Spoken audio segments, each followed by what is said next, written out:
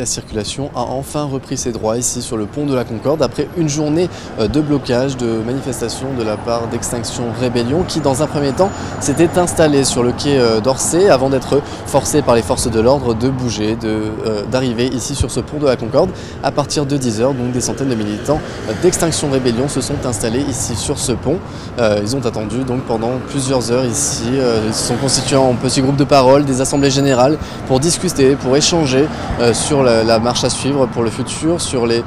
comment communiquer avec les forces de l'ordre et avec les politiques. Et donc ils étaient forcés de rester ici puisque les forces de l'ordre leur interdisaient de sortir de ce pont par crainte qu'il y ait des mouvements de groupe et des mouvements de violence, mais ça en était tout autre ici tout au long de la journée. On a même pu voir des gens danser, chanter dans une ambiance donc paisible et sereine, mais au fil de la journée,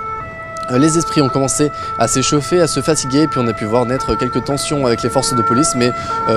tout ponctuellement, hein, sans gravité aucune. Et puis quand même en fin d'après-midi, 3 personnes ont menacé de sauter du pont de la Concorde, mais c'était plus une provocation par rapport aux forces de l'ordre pour qu'ils les laissent enfin sortir de ce pont. Et puis donc aux alentours de 18 h, les forces de police ont quitté ce pont et ont laissé les voitures et les passants reprendre leurs droits ici sur ce pont de la Concorde. Après cette journée de mobilisation, d'autres actions sont à prévoir de la part d'Extinction Rébellion prochainement.